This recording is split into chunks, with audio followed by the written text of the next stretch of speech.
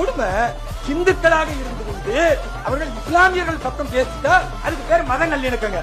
ஆனா வேலூர் இப்ராஹிம் நான் ஒரு இஸ்லாமியனாக இருந்து கொண்டு இந்துக்களின் உரிமைகளுக்காக பாதிக்கப்படக்கூடிய இந்துக்களுடைய அந்த நம்பிக்கையை போற்ற வேண்டும் என்பதற்காக குரல் கொடுத்தால் ஐயோ பாத்தீங்களா இவர் கலவரத்தை ஏற்படுத்துறார். எதுங்க கலவரம்? பிரசன்னா சொன்னாரு நான் தொப்பி போடவில்லை 30 நாட்கள் நோன்பு வைப்பேன்னு. அது எங்களுக்கு தேவையில்லை. தொப்பி போட்டு நோன்பு வைக்க தேவையில்லை.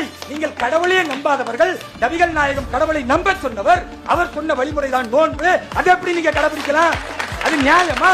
அது கேள்வி இல்லையா? அதுல ஏதாவது நன்மை கிடைக்குமா? நான் நோன்பு வைக்கிறேன், எனக்கு சொர்க்கம் கொடுப்பாரு கடவுள் நம்புறேன். நீங்க 30 நாள் எதுக்கு நோன்பு வைக்கிறீங்க?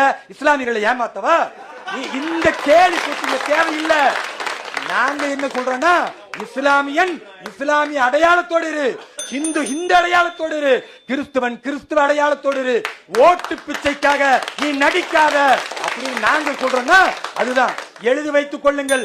இஸ்லாமிய கிறிஸ்துவ வாக்குகள் என்பது சிந்தாமல் சிதறாமல் பாரதிய ஜனதா கட்சிக்கு, அனைத்து இந்திய அண்ணா திராவிட முன்னேற்ற கழகத்துக்கு வீழும். தேர்தலில் வெல்வோம். கடவுள் மறுப்பு காட்டு மிராண்டிகளை விரட்டி அடிப்போம்.